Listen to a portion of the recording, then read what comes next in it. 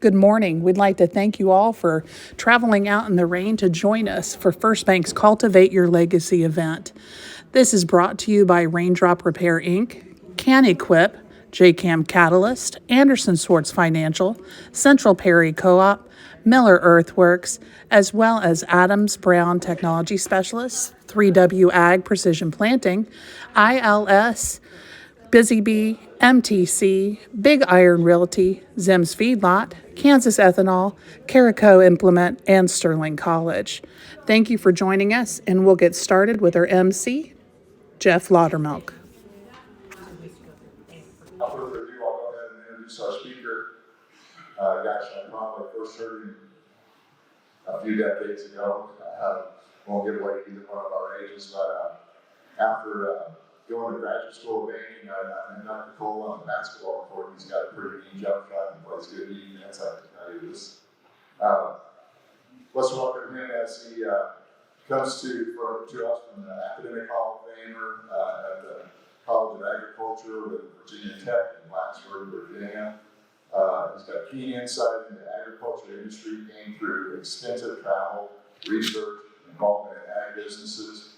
Has traveled over 10 million miles, conducted more than 7,000 presentations, published more than 25 articles in his career. His wisdom and engagement with all levels of industry provide a unique perspective into future trends. We now invite Virginia Tech's Professor Emeritus Dr. Kohl to the stage to kick off our event. Please join me in welcome. Thank you. Well, hey, let's hear a good Sterling. Good morning. Good morning. There, he's out the Bob Bucher seats. There we go.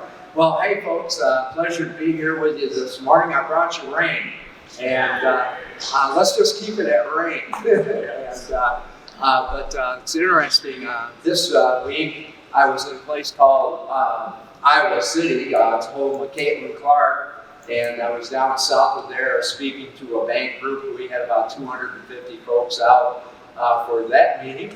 And then I was in Manhattan yesterday. I've been doing the Ag Banker Conference there since 1982.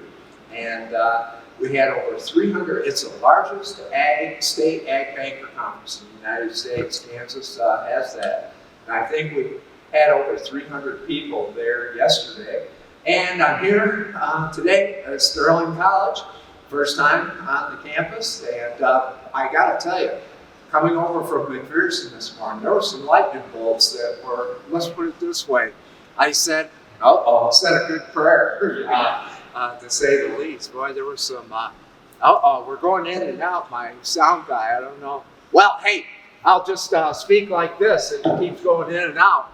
But can you hear me in the back row? And one of the things is I'm here in Sterling, and then tomorrow I head for Asheville, North Carolina. I'll be down there for a Young Beginning Agricultural Conference. I do that each and every year.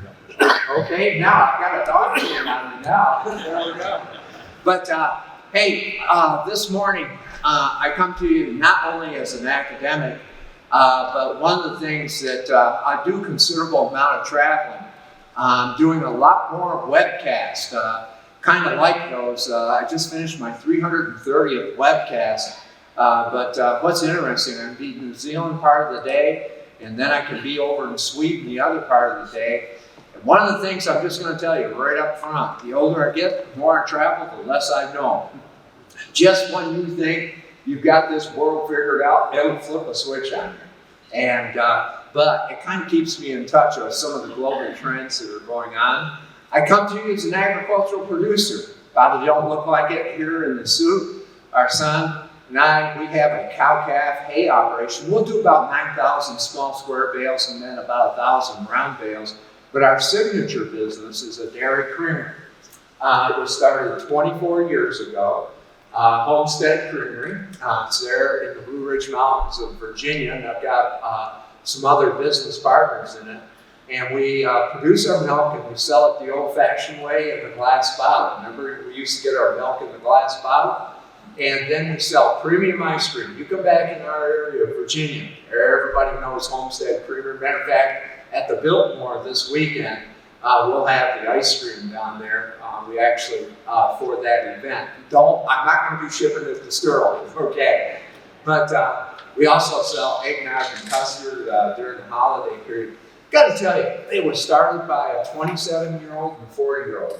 First year of business, it was $600,000 in sales. Married this last year, we hit $18 million. And we have 6 small dairy farms that produce milk for it. And believe it or not, it's one of the ways that we can keep the family farms in business. And so I sign on the bottom line for those loans. And so I come to you as an academic, but a traveler, but also a person that has vested interest in this industry. So here's what I'm going to do. I'm going to take you up 30,000 foot. We're going to look at this big picture of agriculture. I'm going to take you around the globe because global economics is really going to be impacting us. And then in the second part of my presentation, I'm going to kind of bring it down. And one of the things that I can just tell you, for success in business, it's going to be about, and I was thinking about as I was working out this morning over in McPherson, it's going to be a lot about business and financial IQ. It's going to be doing the fundamentals. We're on this basketball court. You take a successful basketball team. One of the things is they focus on the fundamentals, and they're basically 5% better than the competition. And so that's what I'm going to do. We'll open it up for some question and answer, and I look forward to being here with you. So I got a series of PowerPoints, and let's start off and look at the first one here. The year 2024, as I told the bankers yesterday, she is going to be a year of super global disruptors. And what it's going to create, and we're going to have to get used to this, is extremes and volatility in the prices you receive, the cost, and even to some extent, interest rates.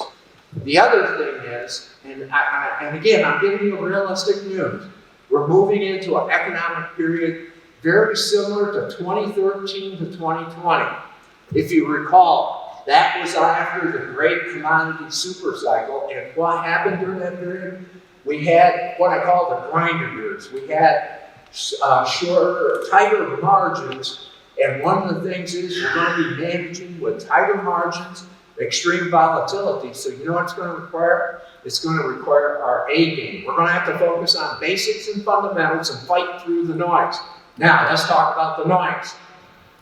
First of all, this year, think about it. 1/2 of the world population is going to go through a major election this year.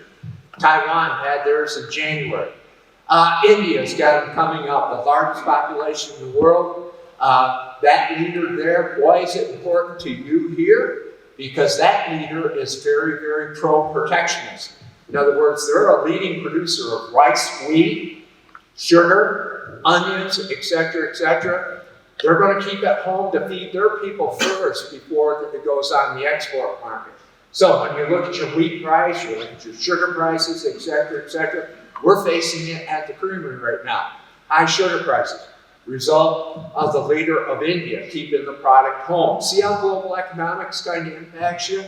Of course, one of our big trading partners, top 3, Mexico, has a major election coming up in June. We're going to have to watch it real, real closely to see how it ties into our trade. And of course, we've got one that's already predetermined. You kind of know who it is. Let's put it this way. You don't want to be the opposition because you got to watch what you eat and you don't fly in an airplane. I'm talking about Russia, of course. There we go. If you kind of connected the dots. That one is predetermined. And I'm not even going to talk about ours. I don't even know where it's going to go. But you know what this is going to tell you? We're going to have no clarity on trade. Agriculture trade. Number 2, we don't know what sanctions and tariffs are going to occur. And so what it's going to require is don't lock up. In other words, you'll have to do scenario planning, your production, your price, and your cost to provide the guardrails so you just kind of fight through the noise. But major elections is one of those things that's going to influence us. I was just with G.T. Thompson. He is Congressman Thompson in Pennsylvania. I was with him 2 weeks ago. We were speaking to an Amish group. And as he said, on your farm bill, he said it's not going to be anything permanent. It'll just keep rolling and rolling and rolling. And he said one of the things he's really going to kind of fight for is keeping crop insurance, et cetera, which is going to be very, very critical. So major elections. Can I tell you another trend that's occurring? Think about this. We're 2025, 2040, $68 trillion of wealth is going to change hands in the next 15 years in the U.S. economy, but the ag economy, Mary, think about this, because we used to work on this. It is going to be $3 trillion in the ag economy. Now, here's an interesting fact. 1/3 of it's owned by women today. By the year 2040, it's going to be 2/3. What's the reason? Women, you outlive us men by 7 years. And one of the things is you're going to be owning a lot of the wealth. A lot of your landlord negotiations, et cetera, is going to be critical. You know what I tell people? Just watch what has happened to FFA in the past 30 or 40 years. You will see your future in agriculture. Again, it's a dynamic. It's going to be very interesting. Now, I'm going to jump over one, and I'm going to this globalization to deglobalization. We're in this movement of deglobalization. Why is it important? You think about it. General economy, about 10% of our economy is exports. Ag, it's 20%. And so one of the things is this deglobalization movement.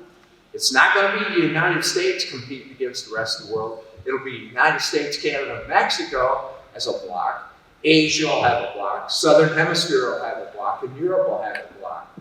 And so what we're going to see is we're seeing global deglobalization. And it impacts us on the price side, the cost side, et cetera. Now, when I speak, and as I told them up at Manhattan, I'm not politically correct. I'm just going to tell you like it is. When it comes to fossil fuels, to green energy, when it comes to this thing called AI, artificial intelligence, and then we've got this concept called ESG, environmental, social, and governance, all these big corporations have to adhere to. Guess what? It has just gone through its infatuation stage. In other words, here's what happened. All of a sudden, a bunch of world leaders and power players got together in Davos, and they basically said, we have global warming, the world's going to end, et cetera, dramatized it through the media. And everybody said, we got to go immediately to fossil fuels to green energy. And AI, you should have looked at the Wall Street Journal this morning, looked at all the business news, and look at your stock market. Look at your stock market going right through the roof. It's all about artificial intelligence and everything. And it's in that infatuation stage. And then this ESG, we've got to conform to environmental, social, and governance. Folks, it just went through its infatuation stage, the rah-rah stage. Now, what you're going to see, and boy, I was in California the other day, and Colorado. They didn't like to hear this, but it's reality. We're getting pushback. Matter of fact, look what's going on in Europe. Look at Europe and you'll see the United States in 5 years. But what's going on in Europe? Last summer, all of a sudden the citizens kind of sided with the farmers. They were taking farms out of production. And the citizens said, no, we want our farmers around. Look what's just recently happened in Germany and France. Now it's spread down to Spain and Italy. I was just at TPAC. My gentleman that was at TPAC. It was interesting. We had a producer from Moose Jaw, Saskatchewan. And I do a lot of work in Canada. I've been to Moose Jaw and gave talks. You know what he said last year? He had to pay $550,000 in carbon tax because Trudeau is pro-environment. Well, folks, we're going to feel pushback in the next 2 to 3 years. And boy, be careful of this next big thing. I was in an area last week. You know what? The green energy people are saying, I can make you a millionaire overnight. Well, if anybody walks on your farm, your ranch, says they're going to make you a millionaire overnight, let's put it this way, give them the exit sign. First of all, they got to understand your goals and kind of where your farm's going, et cetera, et cetera. Be careful, be careful. I'm not against green energy, but we're now moving into the period where we're going to look at the unintended consequences, and then we'll figure it out, and then we'll move forward. I stayed at Hilton Garden Inn over in Manhattan. Last fall, I stayed at Hilton Garden Inn, got in late, married, you know how I get up and work out early in the morning. Got up, worked out early in the morning, got back down in the lobby about 6:30. All of a sudden, there was a bunch of firemen and everything in the lobby. Oh, what's going on? Well, one of those electrical cars caught a fire. They took out 4 other cars. They didn't know kind of how to handle it, et cetera, et cetera. What I am just trying to tell you is we're going to tap the brakes a little bit, and I don't think that's all bad. And by the way, we had the longest business expansion in United States history up until the pandemic. And you know one of the reasons why? I looked out in the fields there this morning. We were blessed. We were energy self-sufficient in the United States, but also we were number 1 in energy. Canada was number 4, Mexico was number 8. So Russia and OPEC couldn't play games with us. So one of the things is that one right there is a definite trend. Now, you know, I have been known to go around and talk about black swans, unusual events that kind of come in and change us overnight. For example, 9/11. For example, the pandemic. I gotta tell you, I got a new term now. You know what the new term is? Gray rhinos. I'm more afraid of a gray rhino than I am a black swan. Now, what is a gray rhino? It's something that's right in front of us, and we're doing nothing about it. And you know what that is, folks? Debt. We are living off debt, not only here, but worldwide. I want you to think about this. Every 100 days, we increase the national debt $1 trillion. Folks, that's not sustainable. I don't even know why you asked me to come to speak here. Because last year, you know what I said in my speeches? The U.S. economy was going to be in a recession. Oh, it wasn't in a recession. You know why? People are living off their debt. And you ought to go in the airports with me now. They're jam-packed. Oh, spring break right now. Everybody is going out there. Folks, this is not sustainable, is what I'm trying to say. Now, you would say, I came in this gym this morning to listen to this guy. He's fear-mongering. No, I'm not fear-mongering. I do a lot of programs with Eric Snodgrass, Nutrient Management. And if you ever have him for a speaker, he's great. We do about 45 programs a year. Eric's got a famous saying for weather that I use for economics. Don't be scared, be prepared. And that's the whole thing. What I am trying to tell you is, don't be afraid of all these things up here. Get your business, personal, and family finances in order. You're going to be okay, is what I'm trying to say. And again, it's going to require that A game. So remember, don't be scared, be prepared. So these are major disruptors that are going to create a lot of noise. Now, let's bring it down and let's talk about a few of the things that we see, the ag fees. As I mentioned, and I want to summarize, we're moving into this period of tight margins, extreme volatility. But don't be afraid of volatility because it can be advantageous. What will happen is volatility makes you very emotional. For example, you look at the stock market, oh, it went up this one day or down this. Or wheat markets went up, cattle markets went up or down. The thing is, you got to stick to your fundamentals and just move on through it. Be like being in this gym in a big basketball game, and one of the things is you got all the big crowd noise, etc., etc. You've got to get your players concentrate on the game plan and on the fundamentals. Same holds true. And here's another thing. You build your best business models during tough times. Why? Because you focus on the basics. Matter of fact, the biggest mistakes are always made when commodity prices are high and the profits are high. Because guess what? We're kind of loosen up. And What happens if you're a coach? One of the things is you're constantly trying to keep your players out of complacency when you're having the winning streak. Same thing applies to business. Now, what's on my radar screen other than I'm hearing that thunder and lightning outside? First of all, one of the things is watch your export markets. Now, I'm going to be frank. If we have export markets, we're going to be okay. If we don't have those export markets, our prices are going to struggle. Right now, you're seeing commodity prices other than beef struggle. Now, what is real interesting, we're starting to become the realization we're becoming the secondary supplier in a world market.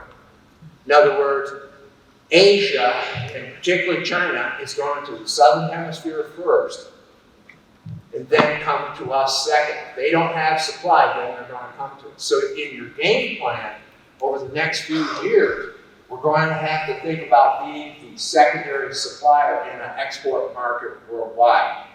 Second thing, we're in a global economic slowdown, and I'm going to expound upon this. Things that are happening in China today, I hope they don't come to the United States. I'm a little bit concerned because what we're seeing in China is tremendous asset deflation. I hope it doesn't come to the United States. The third element is keep your eye on the southern hemisphere. Now, Eric Snodgrass gives the weather here in the northern hemisphere, but also in the southern hemisphere. And I'm watching it very closely because they're coming into the safrinha crop, the second crop. That's going to be critical on commodity prices. But here's your harsh, cold reality. 2 weeks ago, guess what? I was in Illinois. Springfield, Champaign-Urbana, gave a talk there. It was about 70 degrees. Next day, I was in a snowstorm. O'Fallon and St. Louis, so storms tend to follow me. That trip from Champaign-Urbana down to, we'll say, St. Louis, take that southern half of Illinois, that's how much new agricultural production is coming in South America each year. Did you hear that? And by the way, they get the technology. See, all of our good sponsors in here, they get the technology the same time we do. Matter of fact, Eric meets with their producers twice a year in Memphis, Tennessee. They fly out to kind of get a gear on what's happening in the weather. Folks, how much potential do they have? Let's go south, go to the Texas border, go all the way to the Canadian border, go east of the Rocky Mountains over in Indiana. That's the space that they've got over the next 10, 15 years to put in production. We're going to get more pressure from the southern hemisphere of the world. No doubt about it. And then I'm watching the protein industry real closely.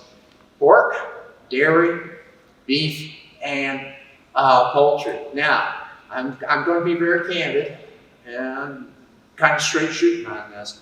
Your big pork industry, your big integrators, guess what? Their bright people blew it. Matter of fact, you know what happened during the pandemic? China lost about half of its swine herd.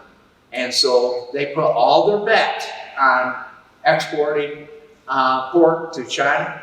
Well, guess what? China came back on board real quickly. The second thing is Chinese economy is slowed down, and it's slowing down the imports. So get this. I'm in Hills, Iowa the other day. 2 large swine operators that I know, and I've known over the years, they were just put out of business. Just put out of business because, again, some of the integrators let them down those paths. And all I can tell you is we're seeing it in the dairy industry. And it's just amazing. I am glad we're in the business that we're in, the niche market right now, because we're seeing dairy prices suppressed. Now, beef got a couple more years because of the dry weather. Okay? And so that is kind of my outlook on the protein industry. And then the U.S. economy right now is walking a tightrope. And which side of that tightrope it's going to be is going to be very, very dependent on how long we're going to allow this debt to increase. Okay? So that is kind of your economy, different things like that. Now, let's go to our next slide and positive megatrends. Two trends that I see occurring in American agriculture is soil and water health. Soil and water health. That's going to be one of our competitive advantages. Matter of fact, every one of your farms and ranches out here, that's going to be a focus. And boy, that's going to tie into your consumer out there.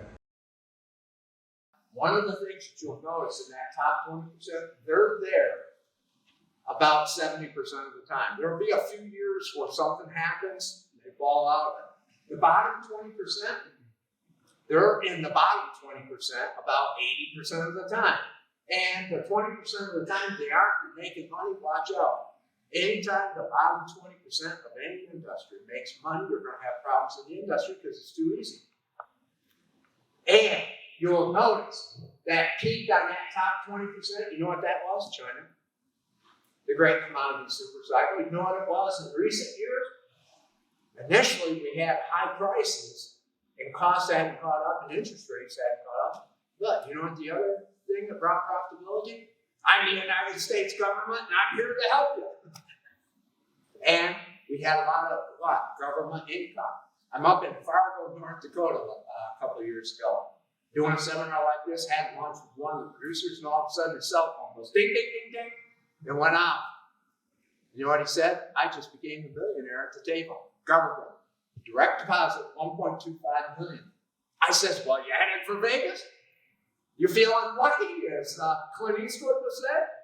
He says, nope. He says, I'm taking that money and buying farm ground.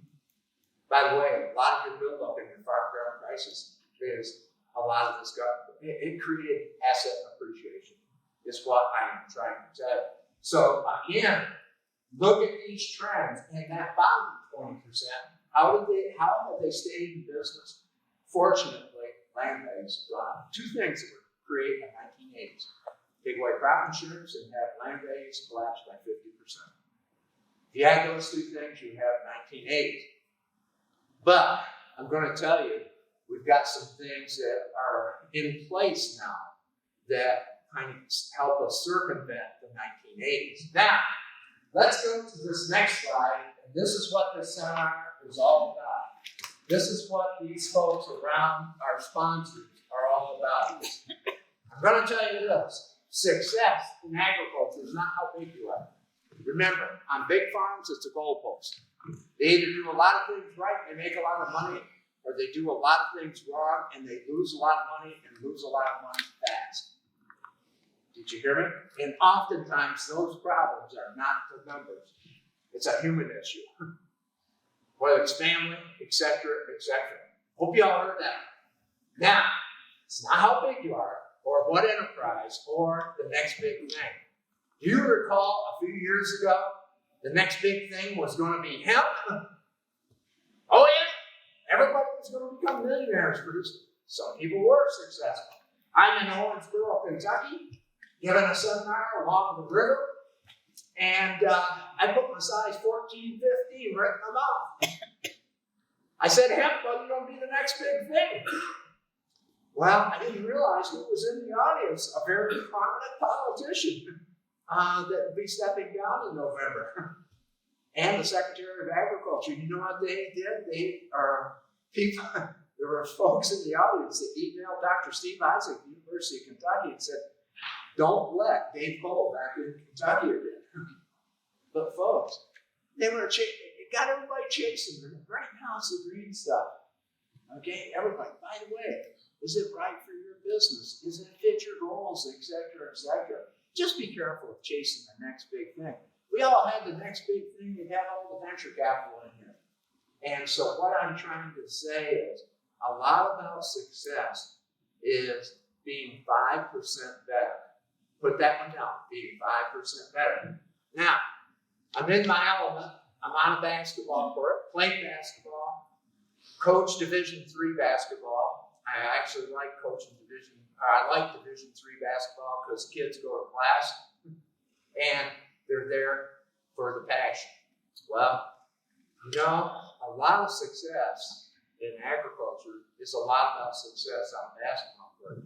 If you watch a basketball team that's successful, and I mean successful, oftentimes 95% of the time the basketball is not in your hands. It's what you're doing away from the ball. So when the ball gets in your hands, you do what? You give an assist. And by the way, did you notice the fundamentals there on the assist? It's like milking a cow, okay? With your chest pads. I used to watch Pistol Pete's, all of his training videos, etc., etc. Yeah, Pistol Pete, way back in those days. And I had a long pair of floppy socks, and I couldn't shoot. But one of the things is, it's about fundamentals. And the same thing in business, it's this. It's about being 5% better. I want you to think about these folks around the wall, our bank here. What are 3 ways they're going to make you 5% better? But they aren't going to make you 5% better. You're going to make yourself 5% better. And you know what it is? What is your 5% better production? This is where you'll look at your business year over year. But sometimes you'll compare it to a peer. Sometimes they will know what some of the peers are doing. Production's still important. Also, how are you going to be 5% better in operational efficiency? Some of you that have heard me speak before, I used to go around and say, better is better before bigger is better. Get efficient before you grow. But I've got a new word that you can put in your handouts, right by efficiency. You got to be efficient, but you got to be effective. Effective. And I'm going to give you a classic example. We're coming into where companies now and businesses, they're going to hit this tight margin. You know what the tendency is? The bean counters take over. And nothing against accountants. We need them. I spoke to the National Accountant Convention up in Boston last summer. I said, if you folks had a personality, you'd become undertakers. No, I'm just joking. Sorry for all the accountants out there, okay? But, folks, what is happening? You've seen this happen. You can get too focused on the numbers. Can I give you an example? Boeing Aircraft Company. They were focused on the bottom line. Cut costs, cut costs, cut costs. What was the outcome? All of a sudden, the door ends up in Bob's backyard. And when I'm flying on the aircraft, I'm checking the bolts. See if they're there. See, they were so focused on the bottom line, they weren't effective in the long run, which is hurting their reputation. Folks, I don't care if it's bank, I don't care if it's any one of these companies in here. Success in business is about the balance between the head and the heart. The head's the numbers. We need the bean counters.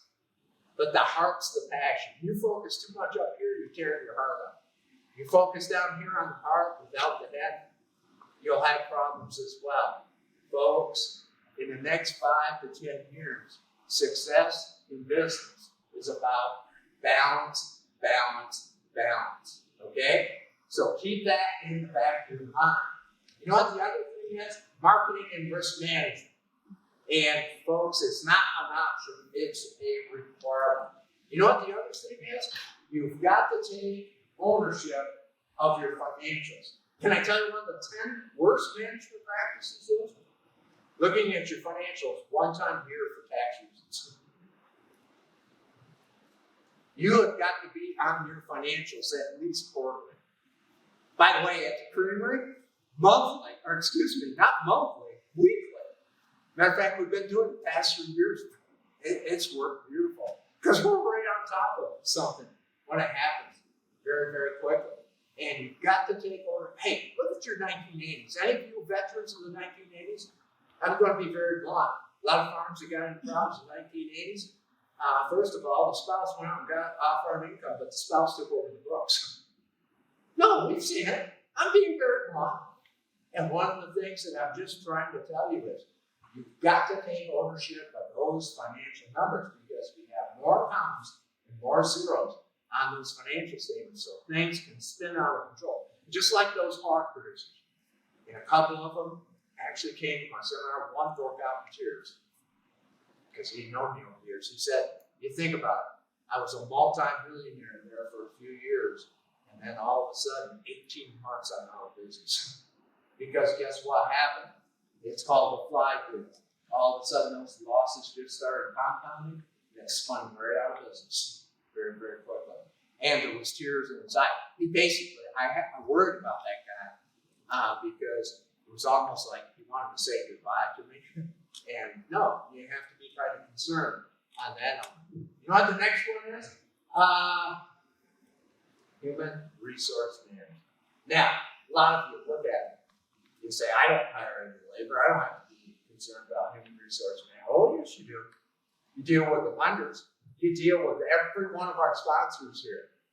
And one of the things is, I had to tell a college class, and by the way, I had Kirkwood College out in Iowa. It had 40 of them, and 6 of them were just ready to head for Brazil for an 11-day tour. I told them one of the things they've got to emphasize on your campus is human resource management. You think about this. Farmers used to be, and ranchers used to be independent and didn't want to deal with people. Take my mom and my dad. They loved to milk cows. And, and one of the things is they were focused on that. That's important. But that interaction is very, very critical. In the future, you're going to be interdependent. You're only going to go as far as your engagement with the right people. With the right people. Now, during the early December, I come on to Sterling College today. It kind of threw me back to early December. You know why? I was on a college in upstate New York, Hamilton College. It's a very, very high academic school. Why was I at Hamilton College? Because we were honoring our high school basketball coach, which our high school basketball team set a national modern day win streak of 104 straight games. We broke Lou Elsinger and Fremantle Beach record. And then our coach went on to Hamilton College and won 600 games. Now, he's the oldest D1 assistant coach. He's 87, but he still keeps his motor on. Well, we honored Coach Murphy. Well, I got into Serapis. I call it Serapis, Syracuse. And so, you know what I did? Hopped the old rental car and went back up to hometown. And at least it wasn't snowing that day. And you know what I do? Oftentimes I just drive around the roads and kind of see how things have changed. You know what the first place I stop at? I go to all the graveyards. Why do I stop at the graveyard? Because there's a lot of people there that helped me get where I am today. Matter of fact, take George Brown. Who's George Brown? He was a livestock hauler that used to haul our cattle for 4-H and FFA to the fair and all show events for free. Because he was giving back. See, you can give back in good ways. You follow where I'm coming from? And you know what was real interesting? I went around, I looked at the farms that were in business and the ones that weren't. The ones that weren't, they were independent. The ones that were, they were pretty good in human resource management. They got a problem ahead of them. First of all, took 10 farms. One of them, you know what? They're probably going to be going out of business. You know why? They took all of their PPP money, EDL money. They went out and put a lake house, $1.5 million lake house up, and bought a $400,000 travel trailer. You know, and guess what? The custom operators are not being paid, et cetera, et cetera. That tells you where their priorities were and where they're going. But I took the other 9 businesses and a Hep C banker. And so we got it mapped out. We outlined each one of those businesses. They're very successful today. But here's your problem. They're all owned and managed by an individual 64 to 77 years of age. They're good. But how much longer? And the next gen that's coming in, they're good. But they're in their silos. In other words, they're over in crops, they're in livestock. They don't see the whole business. But you know what? This banker and I said, you know what the big problem is going to come about 5-10 years? Will the next generation be willing to sign on the bottom line for these big homes, and will their spouses and partners? This is a big dilemma. This is why in transition management, I often say, be careful of being the bank of mom and dad or the grandparents of mom and dad financing the younger generation. Make sure they go to the Kohl and be accountable to someone else and build that confidence. You follow where I'm coming from? So, human resource management. So, when we walk out of here today, beautiful rain, I hope it's still coming down. You talk to all the people around here during our breaks. I want you to think about 3 ways you're going to be 5% better in your business, your family, your personal life. By the way, I put business, family, and personal life because success is going to be about balance, which is very, very critical. Now, here we go. And let's go on to the next slide. You're ready to head around the world. By the way, on this cell phone, which I've got off, and on my iPad, don't let me forget to take the iPad. I'm coming up to a major benchmark on Delta Airlines. I got 31,000 more to go, and I hit 10 million. Last year, I went around the world 8 times. Yeah, and it's just amazing. Now, I'm going to take you around the world, and I need your attention. But here's what I want you to do. You've been sitting here for 40, 45 minutes. I want everybody just to stand up and give a fist bump to somebody that you don't know is around you. Just get up. I just need your attention, okay? Go around the world. I got to tell you a little story. I'm irritated. I teach at the Graduate School of Banking. I did up at Colorado, retired, but they're having me back again this year, okay? And I teach at LSU, Louisiana State University. I've been teaching both schools over 30 years, starting when I was 10. And one of the things that is kind of interesting, I teach an ag and rural course, and I teach Interpreting Economic Change, team teach with Dr. Tom Payne, Dean at Tennessee Tech. Well, we get the evaluations back. And they were good, but then there was this one individual. You know what the one individual put out this evaluation? I learned absolutely nothing in this class. It was a waste of my time. I need those seconds or minutes back in my life. He says all he did in the first day is talk about global economics, not important to my community bank nor my customers.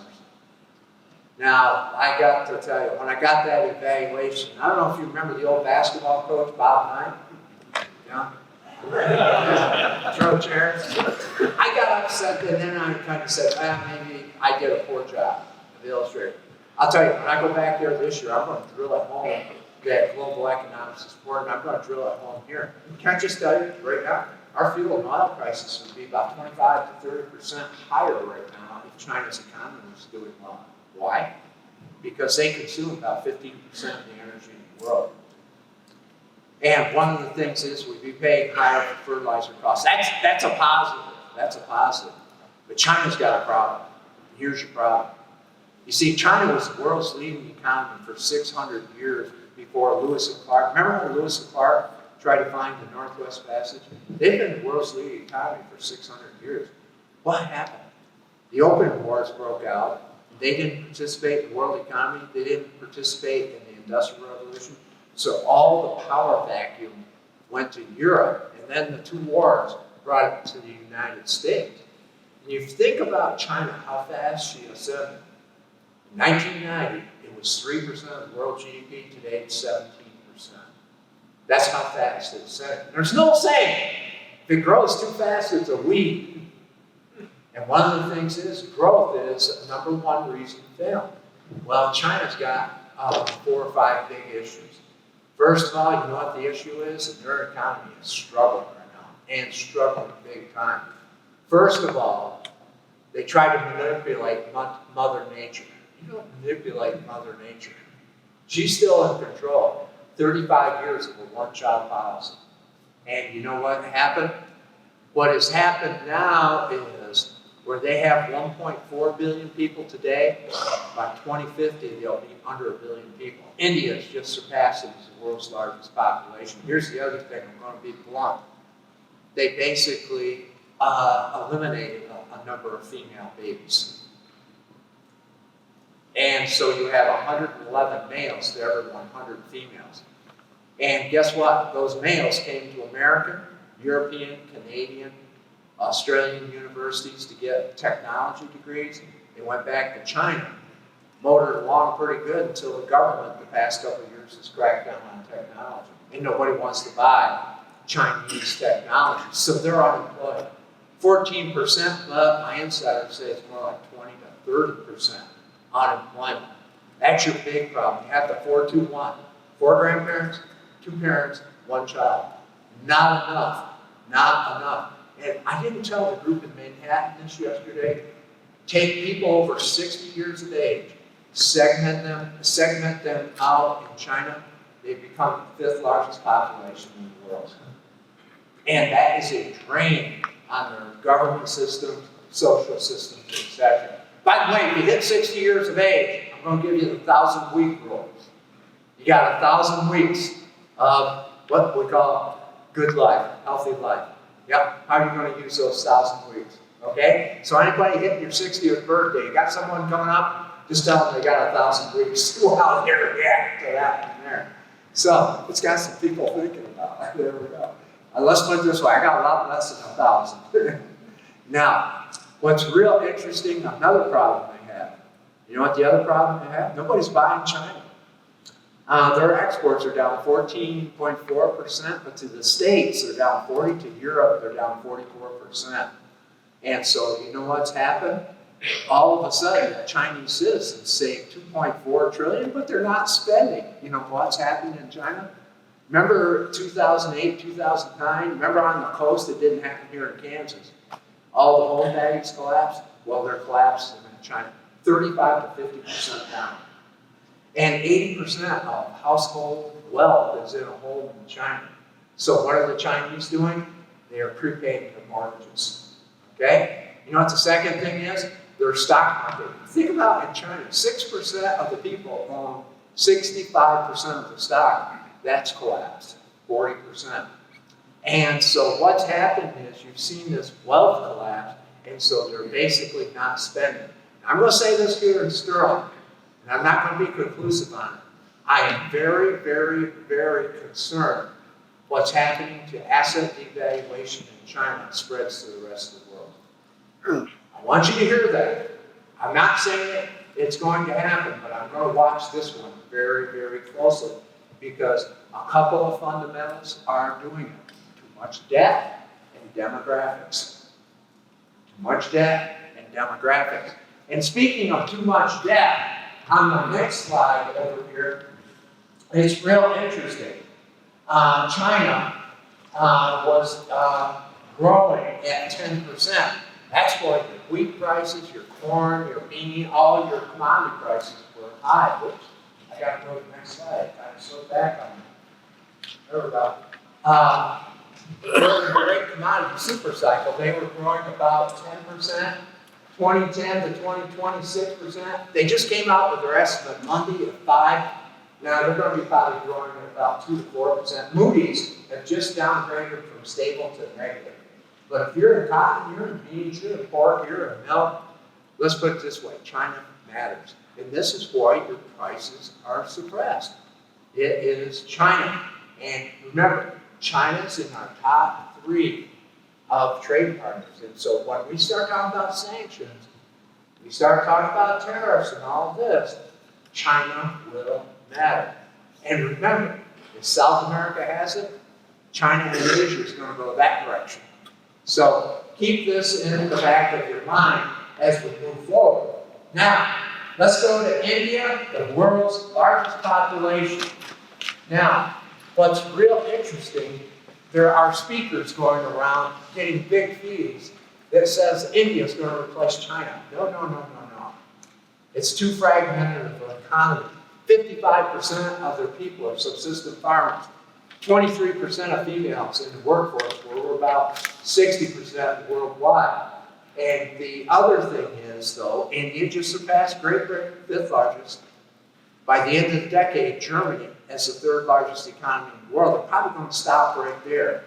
Now, let me reinforce it. It's important to you because they are major producers of wheat, onions, sugar, and, of course, rice.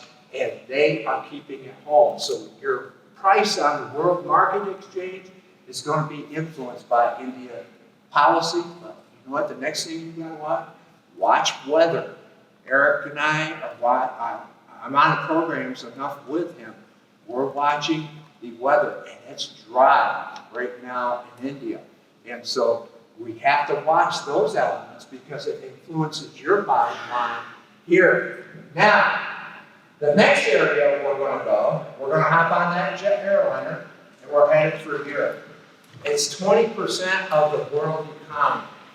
Europe got caught in a classic trap. Cheap energy from Russia, non-diversified stores, and then second, export markets to China. Go to Europe, you will see your future in 5 to 10 years. And as I mentioned, a big trend that is occurring in Europe right now is called green lash. They're lashing back on green energy. Watch it to see if it spills here in the United States. It's going to be interesting. Second thing is, Germany's in a recession, Great Britain's in a recession, but the rest of Europe's doing okay, so it's keeping the whole Euro sector out. But you know what's kept the Euro sector out of recession? Is us, the United States. Got to ask this question. This is participation. How many of you in the past 2 years have known somebody that's gone to Europe? Raise your hand. Yep.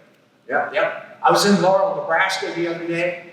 Had a group about this big. Only 3 people raised their hands. Nobody gets out of Nebraska, apparently. But you see the number of hands. You know what that was? I'll be blunt. It's our government money. It's gone to Europe on vacation. Top spot, everybody wanted to go to Italy. Oh yeah. And then it's followed by France, etc., etc., etc. Tonight, I'll go through Atlanta, Hartsfield, Jackson Airport. Oh, and I'll probably, I don't know if I'll get over on E and F concourse. That's where everybody's headed for Europe. And that concourse will be right full, right full of people. And believe me, they take the whole family. And it's unbelievable. And so this spending here has gone into the European sector. Watch Europe, but Europe, I gotta tell you, if you're Putin, you know what Putin's strategy is? Break up unity in Europe. And his whole thing is, wait us out. You can just see his old trend. And again, he is being very, very patient, kind of a meat grinder, but he says, I'm going to wait him out. So that's going to be real interesting. And here's the other thing. As a speaker 2 years ago, we were saying, Ukraine, we got the war. How's it going to influence international food prices? It didn't that much. Why? Because here's one thing I want you to realize. Do you see how the rest of the world picked up production real quickly? And the whole point I'm trying to get across is agriculture worldwide can flip a switch very, very quickly. Now, the final one, we're going to the Southern Hemisphere. I've already mentioned that. But I talk about the whole Southern Hemisphere. You know why? Let's take the leader of China. I'm studying a lot on the leader of China. You know, as I told, I was prepping a group that was going on an international trip. And I said, you got to know their language. Well, you really don't, but you got to know their culture, but you got to know their history. A lot of times, I am just amazed how we make a lot of mistakes. We don't understand history. You take the leader of China, it's real interesting. You know, he worked on hog farms for 8 years. You realize he spent a summer in Iowa on a farm? Oh yeah, he really gets agriculture.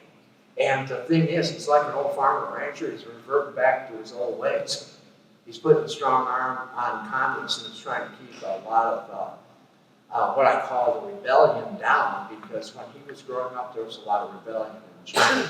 So that is his philosophy. But you know what he did? He did a big strategic move in 2013.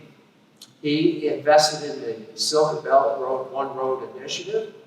And G.T. Thompson and I talked about this the other day. China's invested what? $1.3 trillion in 7 countries around the world because they wanted another source of food, fiber, and fuel for the Asian rim. And you know what's real interesting? Brazil's one of those. Argentina's one of those.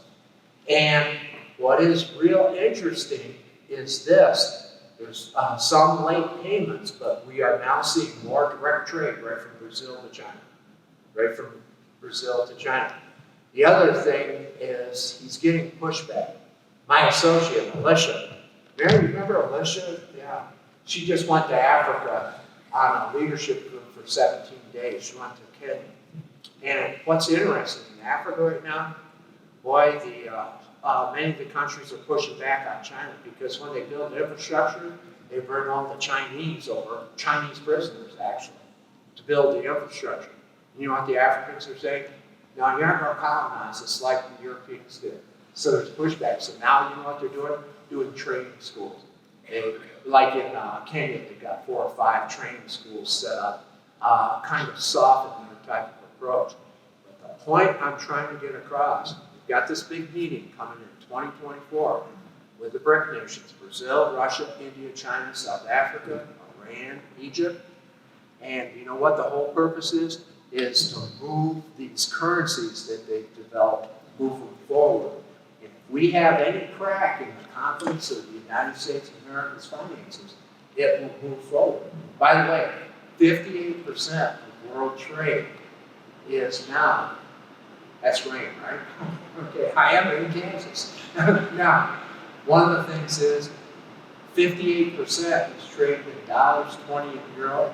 They want to move that currency as the major trading angle. And by the way, they want to make it digital. So that is going to be, there is your worldwide trends coming right back to influence us here in this, footprint of Kansas. So world economics really does matter. Now, I want to kind of move forward, and I talked about the currency and kind of like this. Couple of things. U.S. economy. Now, it's kind of interesting. Some of the tailwinds on the U.S. economy is this: stock market's going up. Everybody's feeling wealthy, but if you look at it, it's 7 stocks. They're most of the improvement. And it's all on this AI going through the honeymoon stage. It's an election year. We aren't going to do a whole lot. The third thing is, we've got some inflation decline, interest rate decline, we've got strong unemployment. But you know where we're seeing a number of layoffs? White collar, high tech. As I told the accountants back in Boston last summer, a third of their jobs are going to be gone. AI is going to take them over. But as much as we have AI, and I can talk to Case International, I can talk to any of you folks in here, probably in the next 10 years, we are going to have a technology 9/11. In other words, somebody is going to come after our technology. That is going to be interesting to see how we handle that. And there's going to be the downside. The other thing is, it's demographics driving our economy, and it's my generation, born from 46 to 64. We are going through what I call the initial stage of our retirement years. We're traveling, we're spending. Oh, guess what we really spend on? Grandchildren. Oh yeah, we dole on those grandchildren. That is going to come to an end probably about 2028 as we move into later stages of life. And so right now, a lot of things that are driving this U.S. economy are just kind of converging. Now, the headwinds, and I'll go back to this one here, is we've got the student debt payments, $349 a month. You know which generation it's hit? The millennial generation. And you know what the millennial generation is doing now? Doom spending. What's doom spending? Can't buy a home. We're going to Europe. We're going to enjoy ourselves. And it's real typical. If you think about the $1.5 trillion of university college debt, and boy, I get silence when I say this, and I'm not being politically correct. All you've got to do, I got to be careful, I'm on a college university campus. Go to any college and university campus.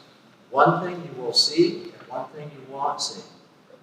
The one thing that you see, and it's part of our $1.5 trillion of university debt, is new buildings. The thing you don't see is the buildup of administrators. It used to be one administrator for every 32 faculty. Now it's every 60. Administrators have doubled, et cetera, et cetera. Can I just show you? College and university systems are going to go through their era in the next 10 years of what I call reconfiguring themselves. Right now, enrollment in California colleges and universities are down 10 to 12%. And one of the things is that's a hard reckoning. And then, of course, I put 33 trillion, it's 34 trillion. Remember, that is not sustainable. That is not sustainable. And so those are some of the headwinds. Now, 3 questions you all want answered, and it pertains to interest rates. It's the 3 questions when I was building fence the other day on our Audie Murphy farm. You don't know who Audie Murphy was, but the most decorated veteran of World War II. His plane crashed right near our farm. He lost his life. And every Thanksgiving, you know what I do with the dogs and I? We go up to his monument and give thanks to Audie Murphy. But we're building fence along the side of the road. First of all, it's dangerous because all your neighbors want to talk to you. And so we have a line of cars. Well, sure enough, the McPherson brothers showed up. Who are the McPherson brothers? Think of the Dukes of Hazzard, and that's those guys. And then the other neighbor shows up. Roger the cable guy. Think of Larry the cable guy, and that's him. Now, you know what the 3 questions they want answered? Where are interest rates? How much are they going to go up? When are they going to come down? And where are they going to be in the long run? Now, I figure I'm at sterling knowledge. If those folks want to know, I think you want to know. Okay? First of all, I think we're pretty well at the end of the rise of the interest rate cycle. But I got to tell you, I was in Tucson, Arizona, actually in a snowstorm in January.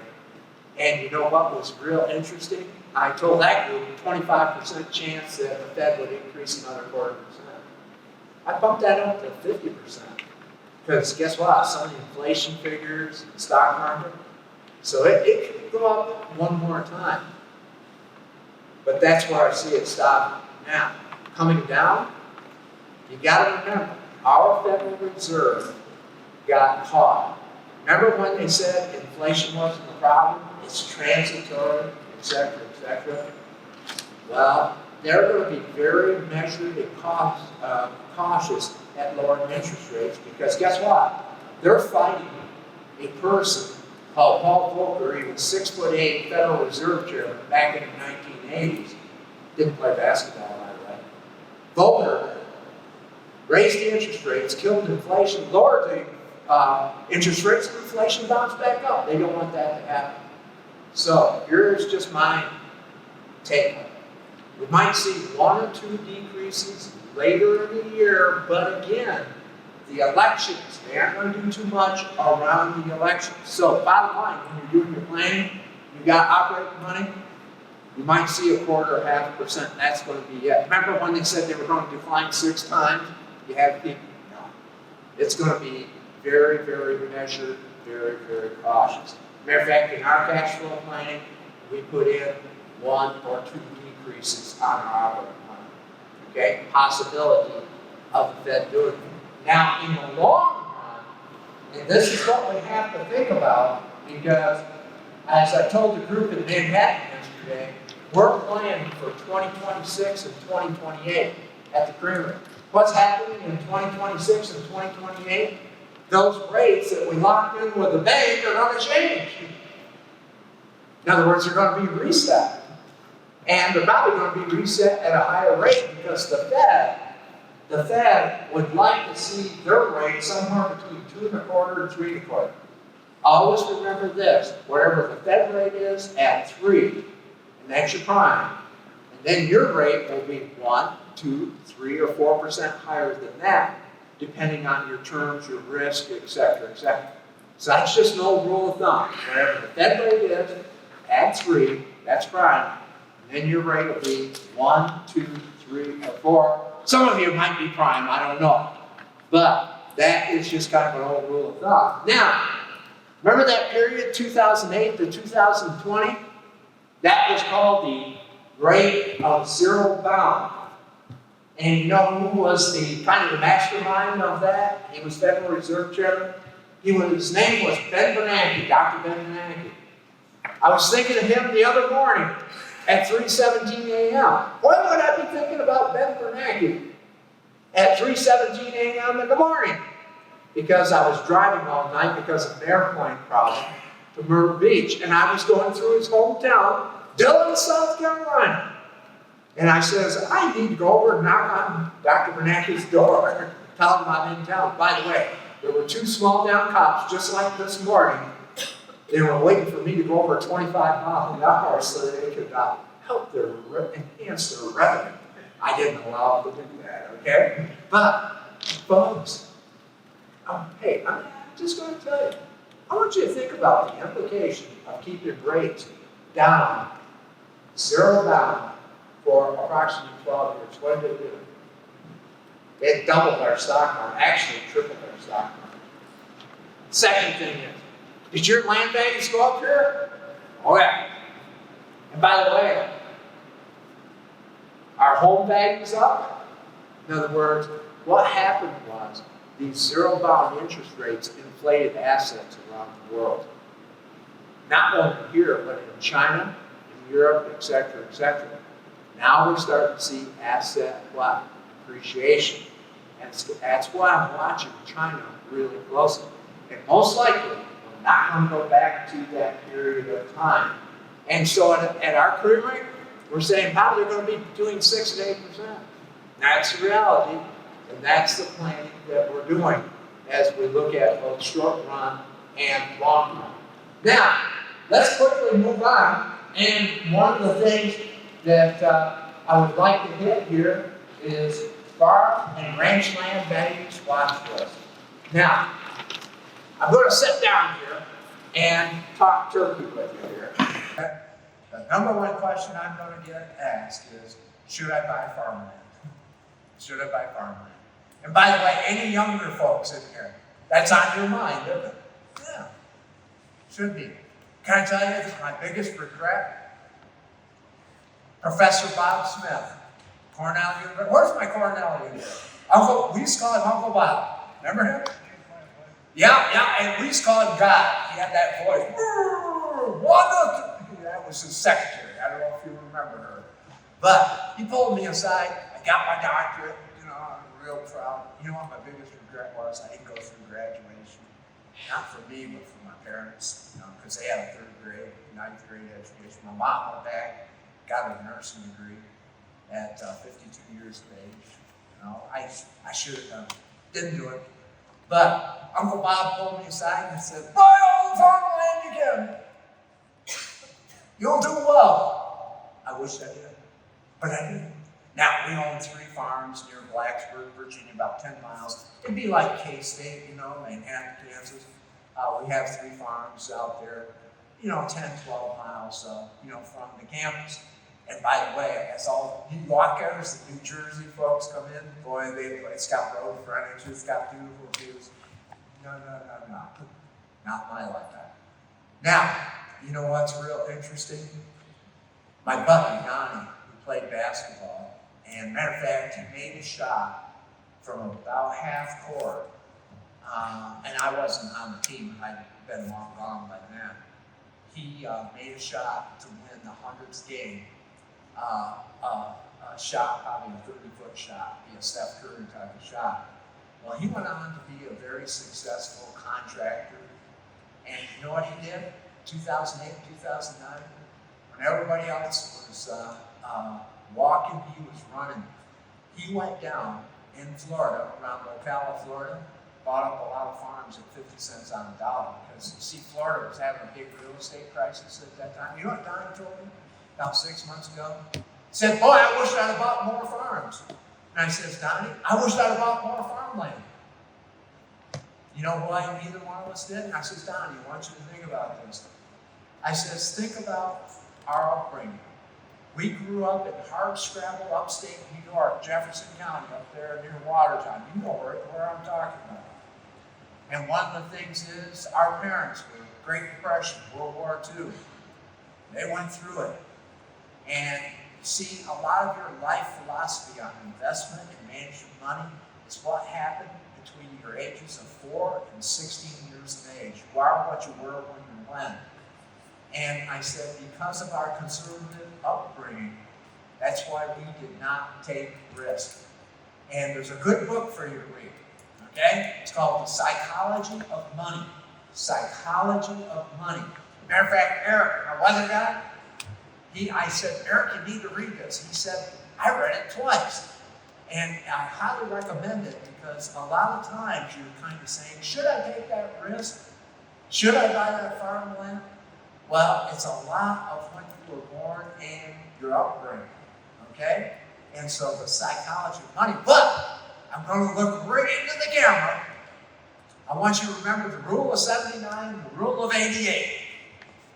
You know what the rule of 79 is? Go back to 1910 and go up to 2022. 79% of the time farmland and rangeland values have increased or remained stable. Rule of 88. Starting World War II, move forward 88% of the time. Flat or increased in value. I tell every young farmer out here, when you're buying farmland, it's like doing a marathon. Mary, you used to do marathons, didn't you? You didn't? Yeah. And during those marathons, you know what's going to happen to you? You're going to hit the wall, right? To my young farmers out here, she's a marathon. And can I tell you, buying farmland, it's about like having a baby. You know you can't afford it, but you do it. And you find a way around it. There you go. That ends my segment there. You got a nice video right there, okay? Dave Kohl on farmland. Now, what was that? There we go. So, that is everything. But do I see farmland values collapsing? Okay, here's the read of the land. As I'm around the United States, she's softening right now. Hands up in Iowa, they're saying she's softening, fewer buyers. But in Northwest Iowa, she's shooting right through the roof. You know why? You got two individuals competing against each other. And guess what? They have a lot of equity, and they have supposedly a lot of cash. So they bid her to $30,000 an acre. You're going to get that. But overall, she's softening down. Do I see a collapse? No. But I can see 5 to 10%. It's like a stock market. You don't have to sell it. You're okay. That is the whole aspect of buying farmland is keep that working capital, keep a little cash around. By the way, this in a couple of months, I'm going to get a chance to go to Omaha. And finally going to do it. I'm going to that gentleman that's kind of old up there at his conference. And actually, they say we're going to get a chance to meet.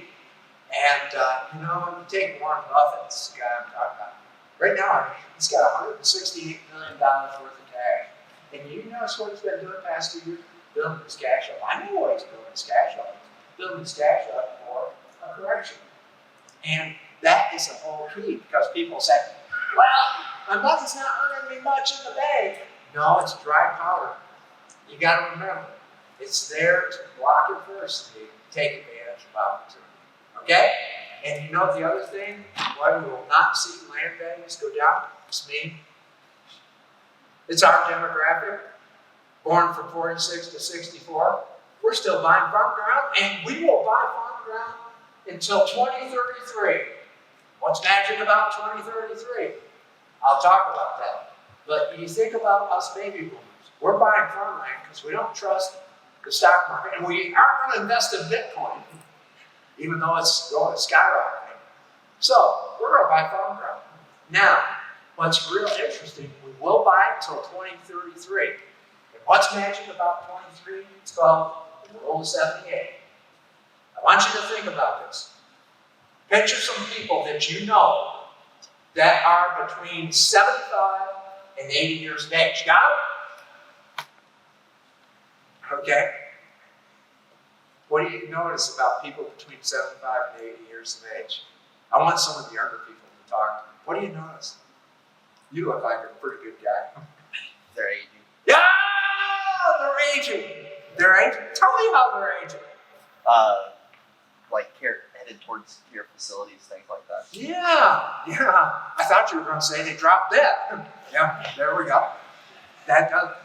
All joking aside, you ever notice people between 75 and 80, all of a sudden, it happens and it goes real fast. You ever notice that? And then when that happens, guess what? You know those farms and ranches? Nursing home or care home needs their money. And then guess what? The kids that aren't interested in the farm, now we're interested in the farm. The poor kid that's on the farm goes, help me, Rhonda. And guess what? We got to buy out a bunch of inflated assets with slim margins. And it creates a liquidity crunch. And folks, we're seeing this, and it's going to start accelerating. It's interesting, that basketball celebration. Now, I was part of the high school. Coach Murphy's guys were still there. They were halfway young. But my guys, I was trying to round them up. I had 3 problems. One, they died. Number 2, they were spending the winter in Florida. And number 3, they couldn't drive at night. Now, does that ever happen here in Kansas? And so health issues will change the priorities on buying land, both mental and physical health. By the way, can I give you some good news?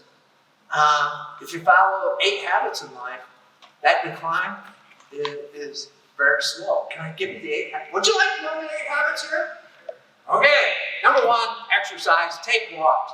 Boy, this weekend, I worked out, but you know one of the things I did? I did all the soil testing, and I had 18 fields, and I walked every one of those fields. The dog said, come on, let's get out of it. I wore them into the ground, but I felt really good the next, few days. I was just out there walking. You know what the next thing is? Drink water. Got some up here. You know what the third thing is? Watch what you eat. Now, I got a real problem. You know what my real problem is? Her name is Debbie. Little Debbie Snack Cakes.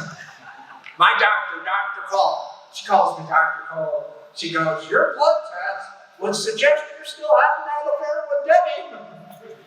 She says, I hope you will break that one off. And I have that. Oh, can I tell you one that you're going to like, particularly today? You get done this deal today, take 2 power naps. Oh, yeah, those 20-minute power naps. Trucker's best friend, but the government screwed that up. You know what the other thing is? Have 5 what I call people or things in your life. Friends, could be a cat, could be a dog. Mine's a Holstein cow. And it's just one of those things that you can kind of bounce things off. It's your circle of 5. You know what the other thing is? This is both for older folks and younger folks. Have a purpose in life. Be careful of grandpa and grandma, mom and dad. They still got to have a purpose in life. You take that purpose in life, they will, just like this. But can I share with you? I think one of the things, this is why I like 4-H and FFA and some of the youth programs, it gives our young kids a purpose in life. That's half of our problem right now. We try to standardize testing. Give them a purpose. Yeah, I love FFA week. There's those kids got something set up every day, and they're giving back in different things. You know what the other thing is? Shut your technology off for a couple of hours a day. Shut up and drive. It used to be Junior Brown, the whole country singer. Shut up and drive. The other element is spiritual, faith, etc., etc. Folks, you follow those 8 habits in life, one of the things is your decline is very, very gradual. And you'd say, I came in here to listen to this guy talk about that. That is probably one of the most important messages I could give in this gym today on out there. So, I do not see the farmland values collapsing, which is important. Now, I'm going to give you the last 15 minutes. There's a lot of things that are starting to occur.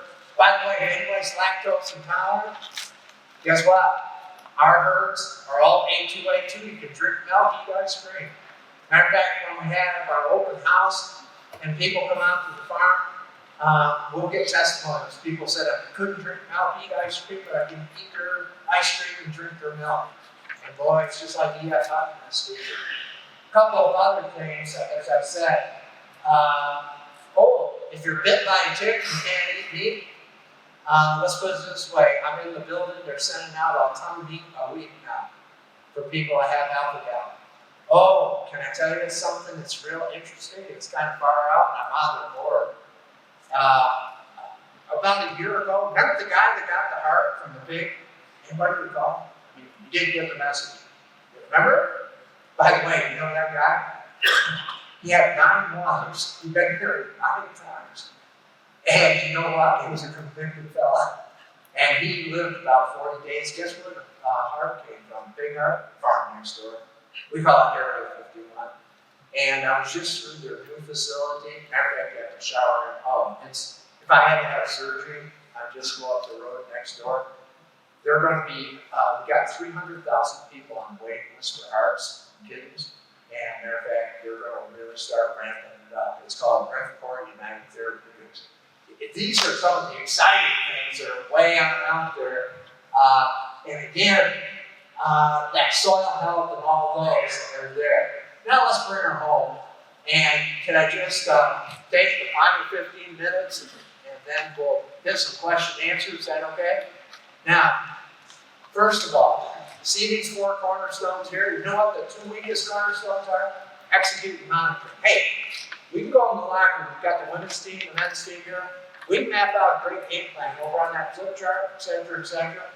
But then can we take it to the court and execute it? Can we monitor? By the way, if you're a good coach, you know what you do? You have your players self-monitor themselves after the game. Matter of fact, I'm privy. I'm lucky I can go about 3 times a year. I go to Division 1, 2, or 3, spend a weekend with basketball teams. And it's really nice. I go to the practices and all that. It's really gets out me outside. But one of the things a good coaches will do, let himself critique, monitor. And I gotta tell you, monitoring is one of the things that turned our business around. The pandemic, we were a special asset with the bank because they couldn't return the glass bottles. And then we had one of our big customers file bankruptcy on the Earth Fair stores right in Nashville, North Carolina, $600,000 account receivable. Down the drain, boy. And I mean, we went from performing, but you know, one of the things that I'll tell you has brought us back, that weekly monitoring of our cash flow. That was one of them. You know what we did in our business? We had a toxic work culture. And you know what we did? We helped some of our toxic people find other vocations. You know what I mean? Some of them are family members. And you know what is real interesting? We dropped our payroll from 75,000 to last week. I just noticed it was 41. It was up from 39,000. You know what we had to do? It was simplify. We had to drop home delivery. We had to do a lot of things. And you know what helped us do it? It was the monitoring. Yeah, bean counting does count. And you've got to be on top of those financials. Oh, can I tell you another thing that happened to us? We had this thing called lost sales, 2022, almost $700,000. What's a lost sale? The demand's there, but you can't get the supply there, either production or distribution. So instead of having home delivery, we had homestead delivery. We'd have drop points. I'm in Clinton, North Carolina the other day. 2 of the participants came up and they go, yeah. They drop in Thursday, and you got to be there by noon. Your milk and your eggnog and your custard's all gone. They said the grocery store owner took a beer case and he actually opened it up and filled that one up. And I said, yeah, it was probably Bud Light. No, we better not go there. But now, let's get clarity here and let's bring it home. All right.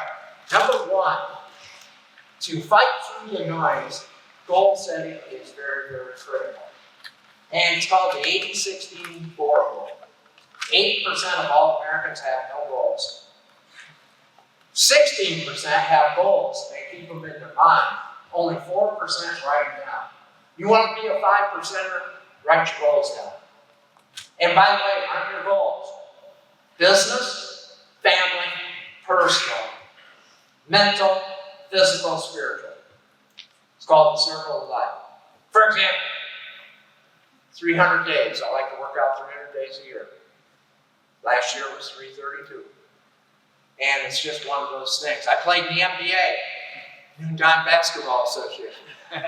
In my locker, Jim Locker had 100 days a year.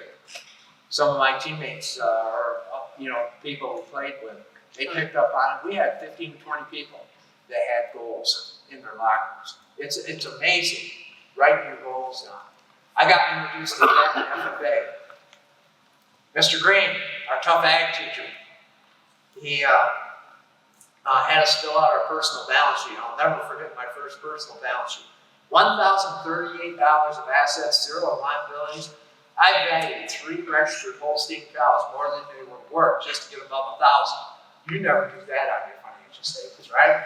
I have a big ego. My older brother, Rocky. Rocky says, never get on the bad side of Mr. Green. You'll know when you're on the bad side. He'll call you up after class. Sure enough, he called me up after class. I go, Mr. Green, I'll drop the value of those cows. No. And you know what he did? Kind of threw his arm around me. That'd be sexual harassment today. And he said, you know, son, you got a chance to earn the American Farmer degree and be a state or national FFA officer, but you've got to have 10,000 on it in 6 years. We had 12,000. We accomplished that. But guess what? Sometimes you need a coach or an outsider to help you set your vision. Sometimes it's these people right here, around here, that helps you set that vision. And by the way, life didn't go linear. Some of those cows died. And I'll never forget when mom and dad, dairy co-op went bankrupt and they didn't receive a milk check for 4 months. You know, we had to squeeze through it. I gotta tell you, just a little thing of goal setting, so critical that most Americans. So when that green energy person comes out and says, I'll make you a millionaire, they gotta know what your goals are, right? And if people don't ask what your goals are, hey folks, one of the things is you kind of gotta say, hey, maybe I better not deal with them. Now, you know what the second thing is? Proactively managing, and I'm going to focus on one big thing. If you want to manage volatility and you want to manage tight margins, one of the things that you've got to have is my old famous working capital. Okay? Now, the bank will probably use current ratio, which is good. I use working capital to expenses. And one of the things that I would like to see in managing volatility, because it will give you opportunity, is I'd like to see at least 25% of your expenses in working capital. That's just not cash, it's working capital. Things that can be turned to cash. Got me? So, if we had $1 million in expenses, come on, help me class. What would be the working capital to be in the green light? Come on. Yeah, 250,000. If we were under 100,000, we'd be what light? Yeah, the red light. The red light. See? By the way, what's 44 and 11 up there? Remember those top 20, bottom 20? The top 20% of people now are keeping 44% of their expenses in working capital. The bottom 20 is about 11. Listen to this. I was with a Nebraska farmer the other day. He's got $1 million of working capital built up, and he's about 35, 36%. But you know what happened last year? He lost 300,000. He says, yeah, I burnt through some of that working capital. And he said, boy, he says, I just did my budgets the other day, and I could lose another 300,000. He says, you know, this is going to be the year I'm going to have to make some tough decisions. In other words, I may have to drop some right in the ground. I may have to, do these type of adjustments out here. And one of the things that I would just suggest to you, building working capital and preserving it, it's tough to do. And, if you'd heard me speak before, over the years, I used to say working capital is, come on, who's heard me before? Working capital and cash is king. Well, folks, I got a new saying. Lady from Royal Bank of Canada. We're in Woodstock, Ontario, Canada.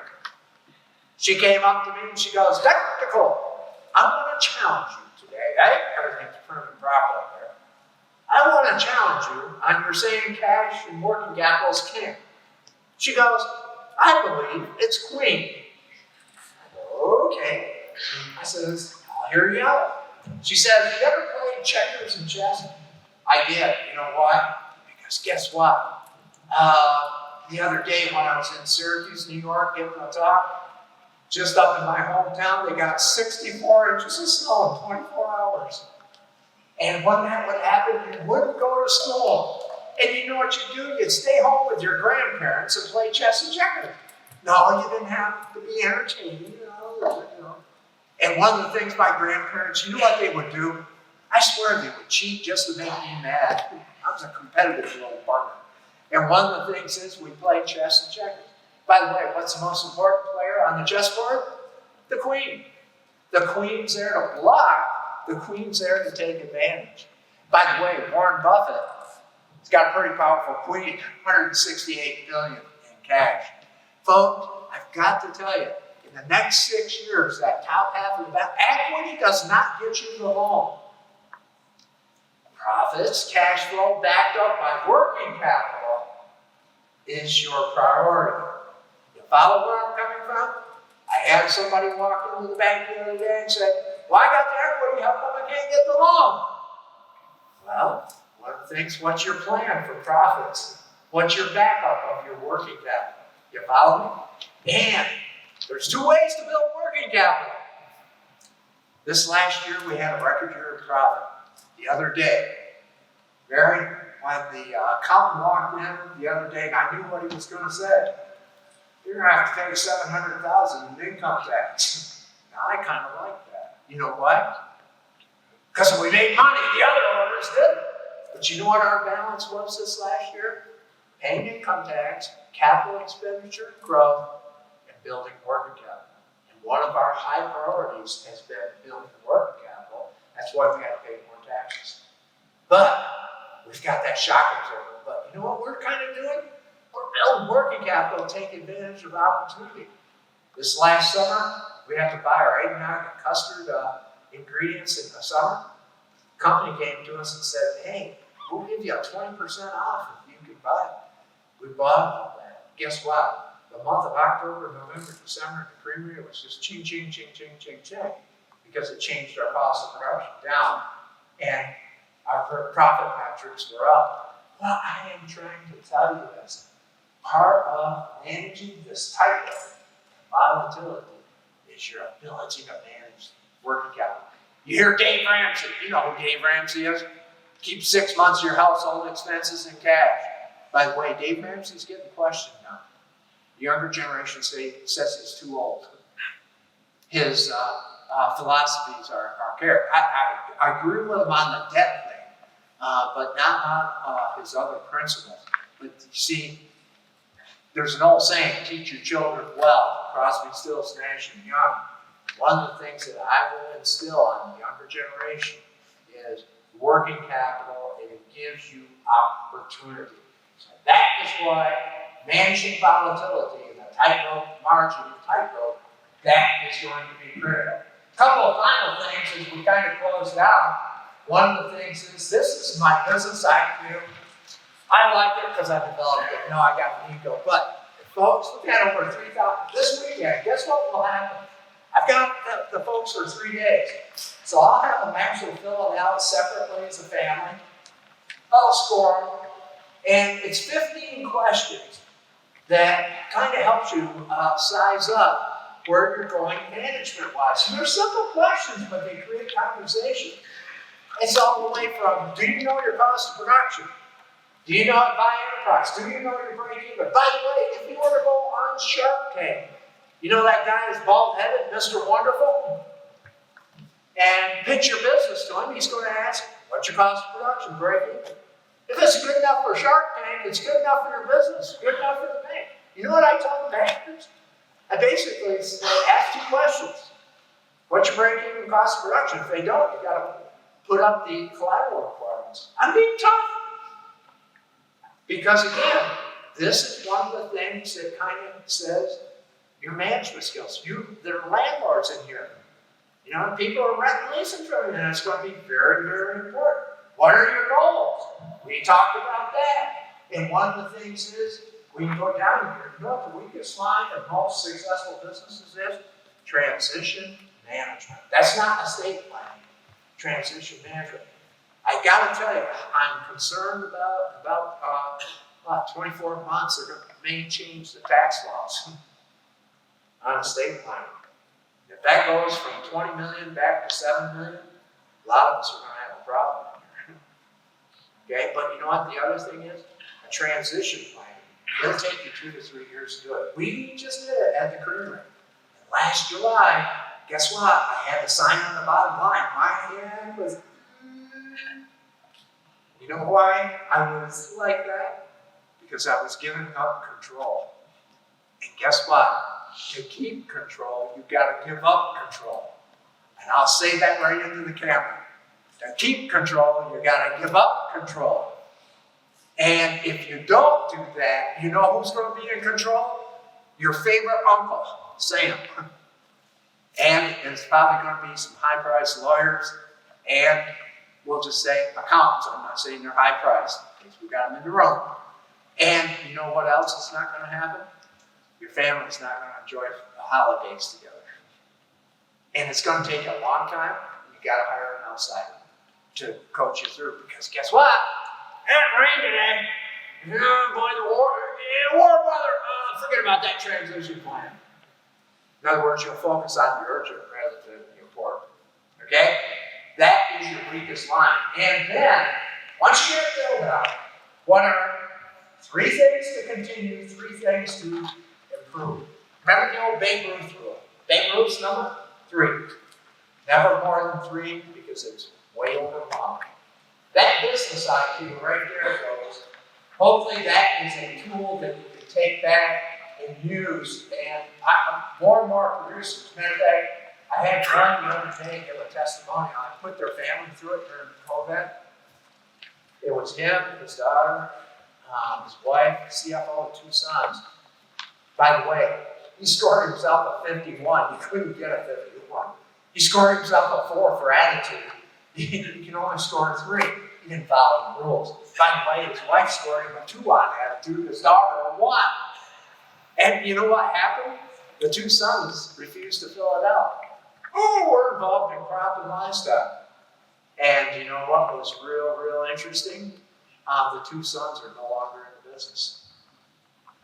In other words, they used that. What they said was, they just didn't. Actually, the daughter now is the CEO of the business. And they used this as a tool. He got up and gave a testimonial.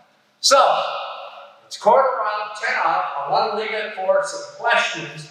And again, I hit many of the points on the future slides here, so don't worry about that. So, you know what I'm going to do? I've got my water here, and I'm going to sit down. And by the way, I'm going to sit down to take questions. You know what I learned? Remember we used to go through all those training things together and all that? Well, there was one of those sessions, there happened to be a professional facilitator. And he said, if you'll sit down, people are more likely to ask you questions because you're too intimidating. And you're too aggressive. So, sir. You can make it rain all the time because it's jumped over. What did you say? You can make it rain all the time because it's jumped over. No. Did you get rain or? It's blowing up between where I came here. Where'd you live? Where you south? Guess what? No luck, bud. I'm headed to Kansas City. Hey, get me to go out. I don't know what it would be down that way, but Dodge City, right? Yeah, that way. It's amazing. Can I just share with you on the rain? The incidence of rain, 2 inches more or more in a 24-hour period has increased 4-fold in the past 10 to 15 years. How do I know that? I'm on the program with Derek. And he said, what you do is you get this intense rainfall followed by extended droughts. And he said, this will be a pattern. It's not necessarily global warming, but it's just kind of the pattern we're in. I got to tell you, where I live in the mountains in Virginia, it increases 8 times. In other words, we just get these huge downpours. So one of the things that we've done the past 3 or 4 years, we've gone to poultry compost to build up the organic matter and all this so you can soak the rains in and keep the rains in. I got to tell you, when I was doing soil testing the other day, one of the things I noticed, earthworms. I never saw so many earthworms. You know what that tells me? Soil. And so I'd like to follow you. Let's put it this way. I'll call my friends in China and they'll send a balloon over. And we'll see the clouds. I'm having fun with it. Go for it. Here's my whole thing on ESG, environmental, social, and governance. Let's put it this way. What happened was you had a lot of power players infiltrate large corporate boards to push an agenda. I'm just being blunt. And they said, wow, your company's going to be more profitable if you follow ESG. You know what they're finding? They're finding that not necessarily. And so what you're seeing is, did you see the 12 commissioners of agriculture come out? Because some banks were not going to be able to make loans to agriculture because agriculture doesn't follow ESG. 12 commissioners of agriculture, I'm not speaking for Kansas, have signed on to say, we are opposed to that. And so you're in Europe right now, we're getting pushed back on ESG, and we are here in the United States. By the way, which university the other day? Oh, University of Florida just pushed back on ESG at the university on hires and all that. Folks, you have to be real careful on these whole elements because oftentimes it's agenda driven. I'm not saying it's all bad or anything like that. I mean, they are driven. We shipped to Kroger's, Kroger's here. About 2 years ago, they asked us what our ESG was. I says, well, we sell 98% of our milk in a glass bottle. Check that. Gave a profile of our workforce, women, men, minorities. Check that box. Then an environmental plan for all the farms. Check that box. We get back to the community and say, oh, great. Do you need more for our milk? No. And so one of the things I got to tell you is there was a lot of power players that got in there to try to move some agendas. I'm just looking to square and guess what? I say the same thing up in Denver. And speaking of Denver, you know what happened last week to him? They told me the governor would show up late. I was speaking before the governor. He always shows up late. Well, guess what? He showed up early. And guess what I did? I didn't know he was watching me. But I said, I got talking about Beyond Beef burgers and all that. And I basically talked about Delta Airlines offering Beyond Beef burgers. And I told him about my sodium, the sodium in it, my blood pressure went up. And I said, eventually I hope I got Delta Airlines to go back to me. Well, guess what? He was there listening to me. And I didn't realize he had a beef, 1 day beef, couldn't eat beef in Colorado, and his wife was there on welfare. Let's put it this way, I watched him dodge a tightrope coming up after me. It was real interesting. He is a real politician. He goes, well, I know Dr. Kohl's governor, it's kind of like that. But, you got your Beyond Beef, and you got all this type of thing. We're coming into a period, particularly if the economy goes into a slump, a lot of that stuff will get challenged. I hope I answered your question.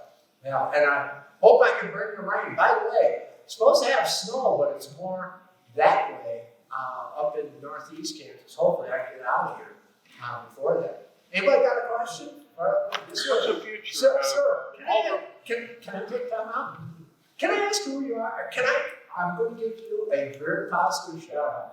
You were a very attentive attendee, and I'm being very positive. So I want to thank you. Your view on our major meat producers have all had a venture into producing Beyond Beef, etc. What's the long-term view of the synthetic proteins? Can I tell you on that synthetic beef? It's starting to get questioned right now. They will come across, whether it's beef or milk or everything, we're saving the environment and all those types of things. It is getting pushback. And on ours, let's put it this way. You ever had milk in glass bottle? Chocolate milk? The problem is, we do a poor job sometimes marketing. Do these plastic jugs that are ugly. Look at the almond. The substitute, by the way, what's happening in the almond industry right now in California? They're going in the tank. But these substitutes are getting questioned, sir. And you can really feel it. But instead of fighting them, let's do a better job of marketing your own product. That's the way I look at it. Sir, my young man. Well, I didn't realize I had FFA. Stand up. Let's get the hand. How many of them?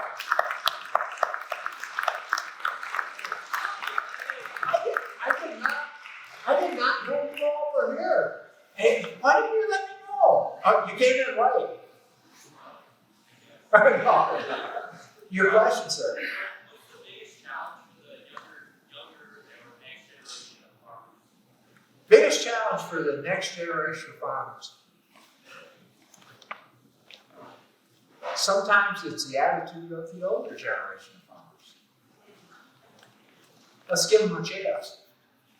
And let's allow the next generation to do a few things a little bit different. It's a mindset. But can I be positive to the next year, older generation? 21% of farmers and ranchers have no next year to come back. And so many of those individuals are fairly progressive at allowing people to bring new ideas, innovation, technology back in. And so that is an element that I think is a bridge that I'll hear it this weekend. You know what I'm going to hear this weekend? Well, I wish Mom and Dad and Grandma and Grandma could have been here for these 3 days to go through this with us. In other words, hearing it off the same day. You know what I mean?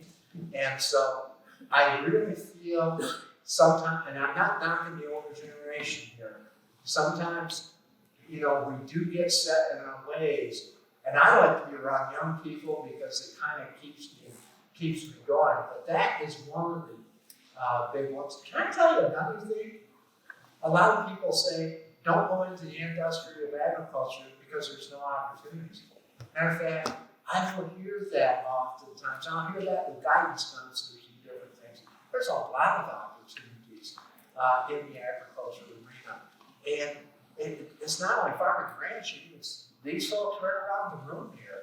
And one of the things that I'll tell you, your FFA, those skill sets that you're learning, those human skill sets, they're transferable anywhere in society. By the way, who are you? What year are you? You senior? Junior, okay. By the way, how many of you all came? Four? Sterling and Mike. Oh, Sterling's here too. I apologize, Sterling. Hey, let's give him a big. Oh, no. That's. Okay.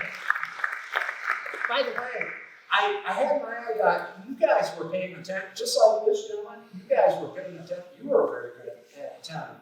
You wouldn't believe how I will notice an audience out here. I got to look you guys square in the eye. I wouldn't be where I am today if it wasn't for FFA. And it built my confidence in different things. You know what happened to me in my first speech in FFA?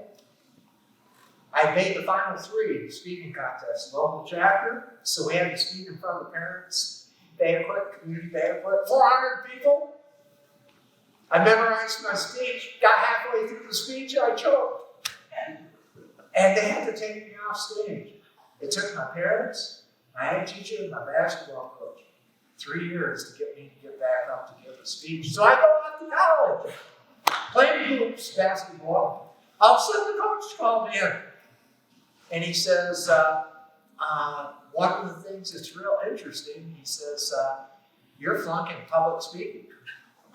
And I go, yeah, I know. I says, the professor wants us to memorize the speech. And I said, I learned years ago, I'm not going to memorize my speech. You know what the coach said? And then he called my coach. You know what my coach Murphy said? You got to be coachable.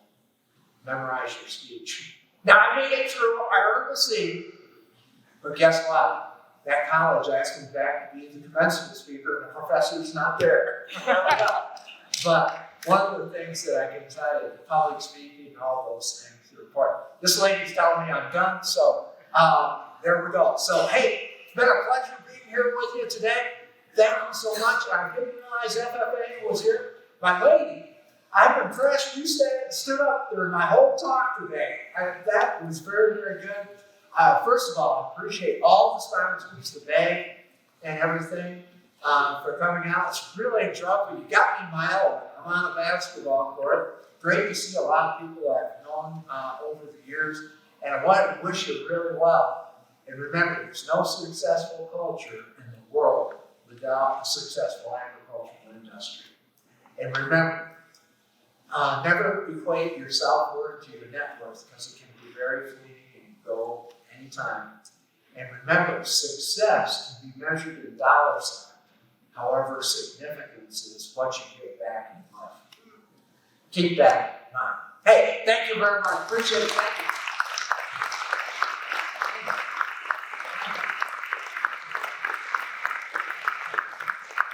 This guy looks like he could work for the FBI. Let's do one more round of applause for Kohl.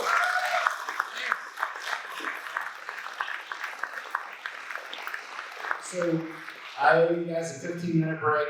Before we go to break, I want you guys to think about one thing before our next session.